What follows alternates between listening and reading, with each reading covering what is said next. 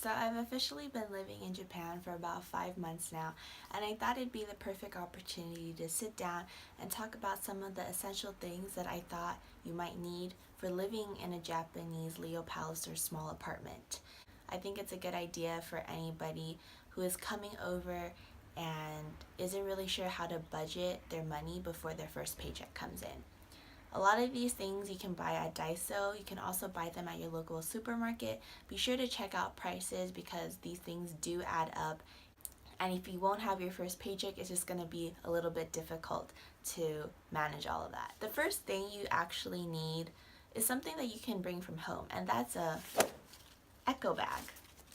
A lot of supermarkets have phased out plastic bags, paper bags. You can buy them for at least 5 or 10 cents, but it's just helpful to reduce, reuse, recycle and bring your own eco bag. You can get them at a lot of different supermarkets, at Daiso as well. Some really big chains will actually have paper boxes out, and you can use those to put your groceries in. But I do think it's just a great idea to bring your own and forget all the hassle. Something else that you might not realize you need, but you can actually bring from home as well, are small little tissue packs and handkerchiefs.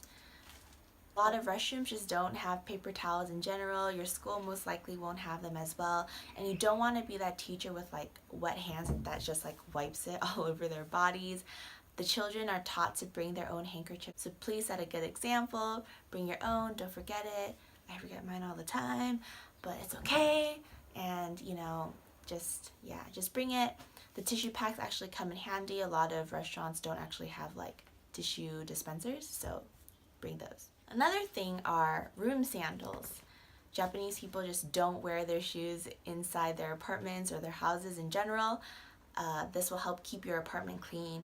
You can easily just wear socks and keep your room clean that way, but there will come a time when you come out of that shower and you're like wiping your feet, but you step on something and it's like moist and it sticks on, just get the sandals. When you go out shopping officially for the first time, it'll most likely be after training, once you've settled into your apartment, and you're gonna have a ton of things you need. Obviously shampoo, soaps, detergent, stuff like that. But you do also need clothes hangers. A lot of clothes hangers. And that's because your LeoPalace will most likely come equipped with a washer, but it won't come with a dryer. They're just not common in Japan. The way to dry your clothes is through the bathroom. There's like an air vent and it shoots out hot air, and there's a pole provided for you where you can hang your clothes. You do need several types. You can have the regular clothes hanger. You can also buy something like this, and this is for pants and skirts. There's another type like this, and it has hooks so you can hang things that will typically fall off of a clothes hanger. Last but not least is something like this, and this is for those handkerchiefs, for your socks, for your underwear, and for small delicate items that just can't be hung. Once you get settled in, you might realize that you have a lot of trash, so you will need to go buy trash bags. Each city is different, but Japanese people do separate their garbage according to what types they are, so be sure to double check with your city hall. I was lucky enough to actually get a set of each one, but you might not be that lucky, so be sure to buy these. These are the 3 types that I use the most often.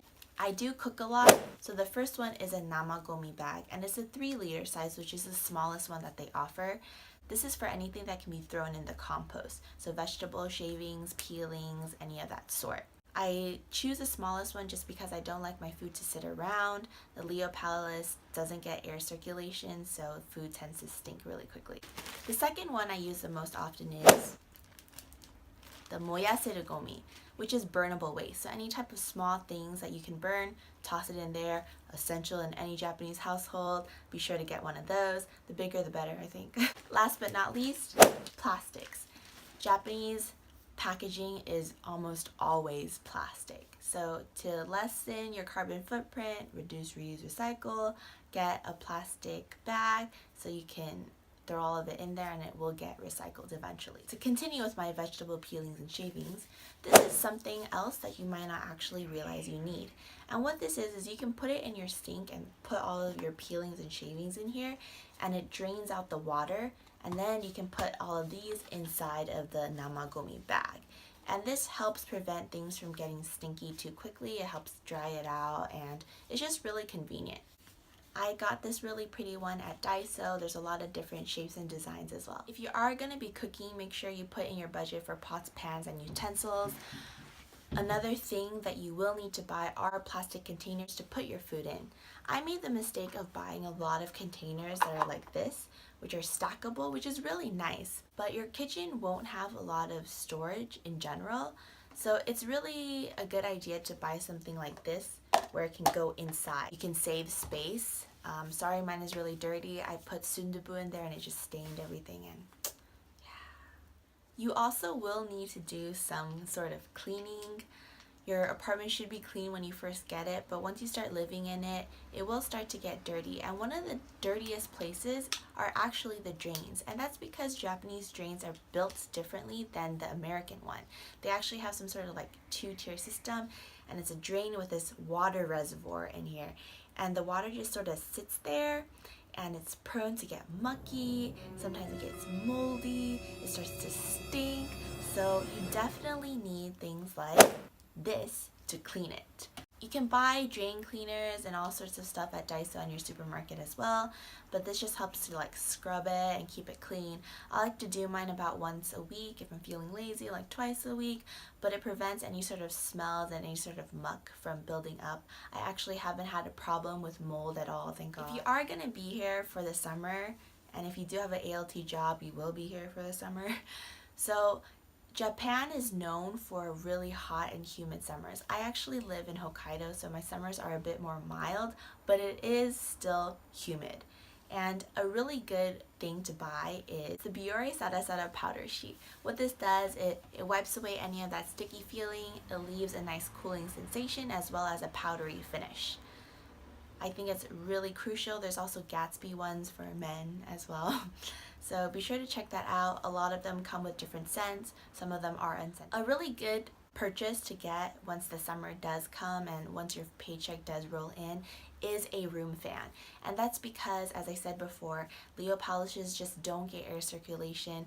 I only have one window, and if you're unlucky enough to be in that place where you just don't get any crosswind whatsoever, the room fan will help you to keep the air moving. It'll also keep you cool at night. There are a lot of options. Some of them come with timers, so you can actually turn them on when you go to sleep. A lot of different options out there for the summer to help you beat the heat. And that's about it. I hope this video was helpful, and I'll catch you guys next time. Bye!